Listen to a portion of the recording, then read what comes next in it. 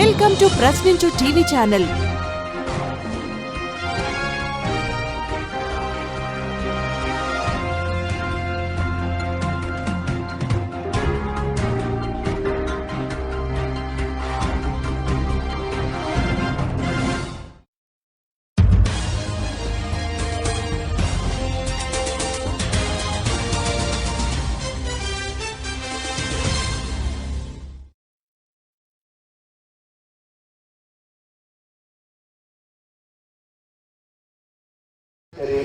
ಇದಕ್ಕಿಂತ ಸೌಭಾಗ್ಯ ಬೇಗೂ ಬೇಕಾಗಿಲ್ಲ. ಅವ ಎರಡೂ ಸೇರಿಸಿದಾಗ ಒಂದು ಜಾಸ್ತಿ ಹುಟ್ಟಿದ್ರೆ ನಿಮ್ಗೆ ಗೊತ್ತಿಲ್ಲ. ಹಂದಿ ಮಿಶ್ರಿತ ತಳಿ ಈ ನಾಡಿನೊಳಗೆ ಹುಟ್ಟಿದ್ದು ಜರ್ಸಿ ಆಕಳ. ಜರ್ಸಿ ಆಕಳ ಹಾಲು ಕುಡಿದ್ರೆ ನಾವು ಮೊಬ್ಬಕ್ಕಿವಿ. ಹಂಗ ಇವತ್ತಿನ ದಿನಮಾನದೊಳಗೆ ಗುರುಗಳು ಹುಟ್ಟಾಕತ್ಯಾರ. ಅಂದಿನ ದಿನಮಾನದೊಳಗ ಪವಿತ್ರನಾಗಿರುವಂತ ಗುರು ಲಿಂಗವನ್ನ ಕಣಿಸ್ಬೇಕಾದ್ರೂ ಕೂಡ ಅವನಲ್ಲಿ ಆಚಾರದ ಇಲ್ಲೋ, ಅವನ ಹತ್ರ ಪವಿತ್ರವಾಗಿರುವಂತ ಜ್ಞಾನದ ಇಲ್ಲೋ, ನಾ ಲಿಂಗವನ್ನ ಕೊಟ್ಟೆ ಆದ್ರೆ ಇದನ್ನ ಪರಿಪಾಲನೆಯನ್ನ ಮಾಡುವಂತ ಶಕ್ತಿ ಅವನೊಳಗದ ಇಲ್ಲೋ ಅನ್ನುವಂತ ಗುಣಗಳನ್ನ ಪರೀಕ್ಷೆ ಮಾಡಿ ಆತ ಸೇವೆಯಲ್ಲಿ ನಿಶ್ಚೀಮನಾದಾಗ ಆತನಿಗೆ ಲಿಂಗ ದೀಕ್ಷೆಯನ್ನ ಗುರುಗಳು ಅಂದಿನ ದಿನಮಾನದೊಳಗೆ ಕೊಡ್ತಿದ್ರು. ಅಂತಹ ಪವಿತ್ರಳಾಗಿರುವಂತ ಯಮನಂಬಳಿಗೆ ಆ ತಾಯಿ ಅಂತಾಳಂತ ಮನಸ್ಸಿನೊಳಗೆ ಬುದ್ಧಿ, ನಿಮ್ಮ ಹತ್ತಿರದೊಳಗೆ ನಾ ಲಿಂಗವನ್ನ ಪಡ್ಕೊಳ್ಬೇಕು ಅಂತ ಬಂದೇನೆ, ನೀವು ನನಗೆ ಲಿಂಗವನ್ನ ಕೊಟ್ಟಿದ್ದೇ ಆದಲ್ಲಿ ಸಮಾಜ ನಿಮಗೆ ಯಾವ ದೃಷ್ಟಿಯೊಳಗೆ ನೋಡಿತ್ತು? ಸಾಮಾನ್ಯವಾದ ಹಾಲು ಮತದಲ್ಲಿ ಹುಟ್ಟಿದವಳಿಗೆ ಲಿಂಗವನ್ನ ಕೊಟ್ರು ಅಂತ ತಿಳ್ಕೊಂಡು ಅಪವಾದ ನಿಮಗೆ ಬರ್ತದ ಬುದ್ಧಿ ಅಂತ ತಿಳ್ಕೊಂಡಂದ್ರ ಆವಾಗ ಗುರುಗಳು ಎಂಥವರು ಅಂತ ತಿಳ್ಕೊಂಡು ಕೇಳಿದ್ರಿ, ವಾ ನೀ ಅದನ್ಯಾಕೆ ಚಿಂತೆ ಮಾಡ್ತಿದ್ದಾಯಿ? ನಿನ್ನೊಳಗ ಪವಿತ್ರವಾಗಿರುವಂತ ಶಿವಯೋಗವನ್ನ ಆಚರಿಸುವ ಶಕ್ತಿ ಪವಿತ್ರವಾಗಿರುವಂತ ನಿನ್ನ ಮನಸ್ಸಿನೊಳಗ ತುಂಬಿರಬೇಕಾದ ಆ ತಾಯಿಗೆ ಕರಸ್ಥಲಕ ಲಿಂಗವನ್ನ ಕೊಡ್ತಾರೆ. ಪವಿತ್ರವಾಗಿರ್ತಕ್ಕಂಥ ಲಿಂಗ ತತ್ವವನ್ನ ಜಗತ್ತಿನೊಳಗ ಆಚರಿಸಿ ಯವ ನೀನು ಶರಣರ ಸನ್ಮಾರ್ಗದೊಳಗ ನಡೆಯುವಂತವಳಾಗು ಅಂತ ತಿಳ್ಕೊಂಡು ನಿಮ್ಮವ್ವ ನಿನಗೆ ಯಮನವ ಅಂತ ಹೆಸರಿಟ್ಟಾಳ. ನೀನು ಇನ್ನು ಮುಂದ ಯಮನವೂ ಅಲ್ಲ ಶರಣಮ್ಮನಾಗಿ ಪ್ರಸಿದ್ಧಿಯನ್ನು ಹೊಂದು ಅಂತ ತಿಳ್ಕೊಂಡು ಗುರುಗಳು ಯಮನಮ್ಮ ಅನ್ನುವಂತ ಹೆಸರನ್ನ ತೆಗೆದು ಶರಣಮ್ಮ ಅನ್ನುವಂತ ನಾಮಕರಣವನ್ನ ಮಾಡ್ತಾರೆ. ಆನಂದಮಯವಾಗಿ ಕರಸ್ಥಲಕ ಗುರು ಇಷ್ಟಲಿಂಗವನ್ನ ಕೊಟ್ಟು ಲಿಂಗನ ಯಾಕೆ ಪೂಜೆ ಮಾಡಂತ ನಾವು ಹೇಳ್ತೀವಂದ್ರ, ನೀವು ಸಂಸಾರಿಕರಾಗಿರ್ತಕ್ಕಂಥವ್ರ ಬದುಕಿನೊಳಗ ಶಾಂತಿ, ಸಮಾಧಾನ, ನೆಮ್ಮದಿ ಅನ್ನುವಂಥದ್ದಿರೋದಿಲ್ಲ.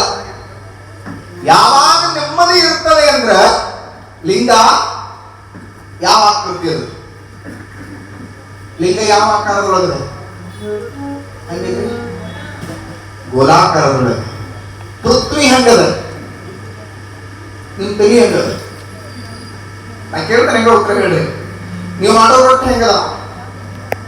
ರೊಟ್ಟಿ ಮಾಡ್ತಾರೆ, ರೊಟ್ಟಿ ಕಮ್ಮಿ, ಅನ್ನ ಬೇಳೆ ಮುಂಚೆ ಚಟ್ನಿ ರೊಟ್ಟಿ ಮಾಡ್ತಾರಲ್ಲ, ರೊಟ್ಟಿ ಹೆಂಗದ? ತುಪ್ಪ ಹಚ್ಕೊಂತೀರಿ ಹೆಂಗದ? ಗೋಲಾಕಾರದೊಳಗ ಕೈಯೊಳಗೆ ಬಳಿ ಇಟ್ಕೊಂಡಿರಿ. ಜಗತ್ತಿನೊಳಗ ಎಲ್ಲಾ ಗೋಲಾಕೃತಿಯೊಳಗದ.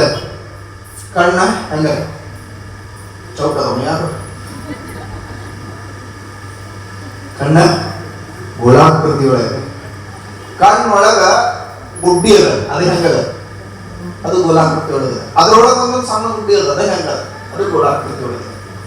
ಎಲ್ಲಾನು ಗೋಲಾಕೃತಿ ಒಳಗದಲ್ಲ. ಆ ಲಿಂಗನು ಕೂಡ ಗೋಲಾಕೃತಿ ಒಳಗೆ ಯಾಕೆ ಕೊಟ್ಟರು ಅಂತ ತಿಳ್ಕೊಂಡು ಕೇಳಿದ್ರೆ ಶರಣರೆಲ್ಲರೂ ಹೇಳ್ಕೊಂಡು ಬರ್ತಾರೆ. ಏನು ಅಂತ ತಿಳ್ಕೊಂಡು ಕೇಳಿದ್ರೆ ಲಿಂಗ ಅನ್ನುವಂತದ್ದು ಸಾಮಾನ್ಯ ಅಲ್ಲ. ದೇವರಿಗೆ ಷಣ್ಮುಖ ಶಿವಯುಗಳು ಬರೀತಾರೆ, ಜಗವನೊಳಗೊಂಡ ಲಿಂಗವು ಸ್ವಗೈಸಿದನ್ನ ಕರಸ್ಥಲಕ್ಕೆ ಬಂದಿರುವುದ ಕಂಡು ಹಗರಣವಾಯಿತೆನಗೆ. ಆಹಾ ಎನ್ನ ಪುಣ್ಯವೇ, ಆಹಾ ಎನ್ನ ಭಾಗ್ಯವೇ, ಆಹಾ ಕಂಡೇಶ್ವರ ನಿಮ್ಮ ಕನವ ಕಂಡು ಎನ್ನ ಮನಕ ಮಂಗಳವಾಯಿತು ನೋಡ ಅಂತಾರೆ. ಇದೇ ಮಾತನ್ನ ಬಸವಣ್ಣವರು ಬರೀತಾರೆ.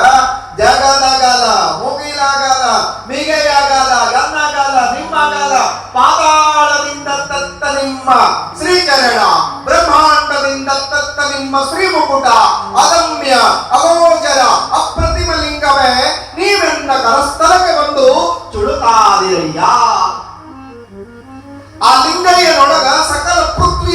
ಅನ್ನುವಂಥದ್ದು ಅಡಿಗದ ಆ ಸಕಲ ಚರಾಚರ ವಸ್ತುಗಳನ್ನ ಒಳಗೊಂಡ ಪೃಥ್ವಿ ಲಿಂಗಯ್ಯನೊಳಗೆ ಅಡಗಿರೋದ್ರಿಂದ ಆ ಲಿಂಗವನ್ನ ಅಂಗದೊಳಗೆ ಇಟ್ಕೊಂಡು 1 ನಿಮಿಷ ನಾವೇನ್ ಮಾಡ್ಬೇಕು ಅಂದ್ರ ಬೆಳಗಿನ ಜಾವದೊಳಗ ಹೆಂಗಂಗರಲ್ಲ, ಯಾವಾಗರಲ್ಲ.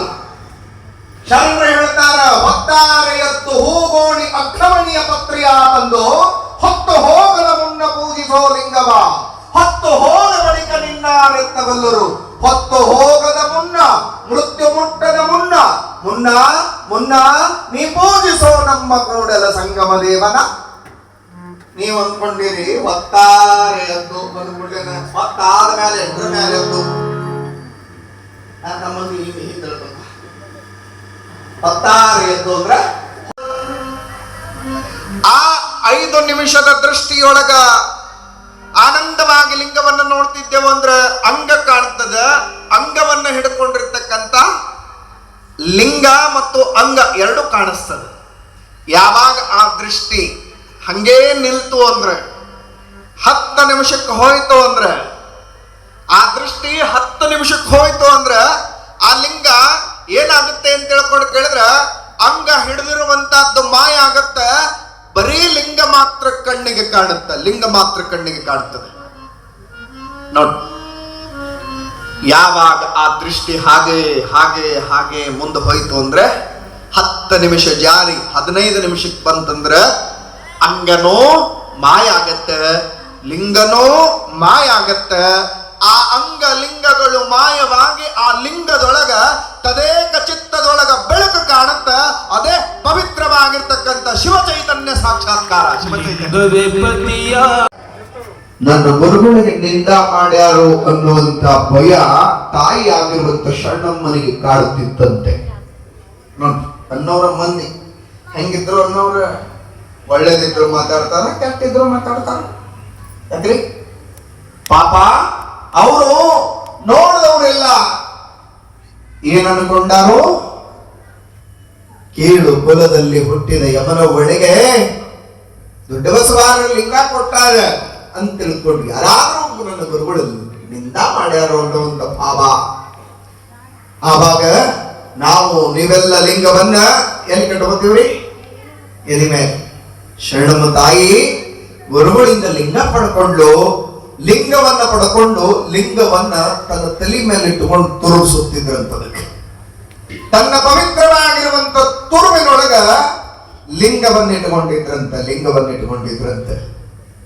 ನೋಡಿ, 1 ವರ್ಷ ಅಲ್ಲ, 2 ವರ್ಷ ಅಲ್ಲ, 16 ವರ್ಷಗಳ ಪರ್ಯಂತರವಾಗಿ ತನ್ನ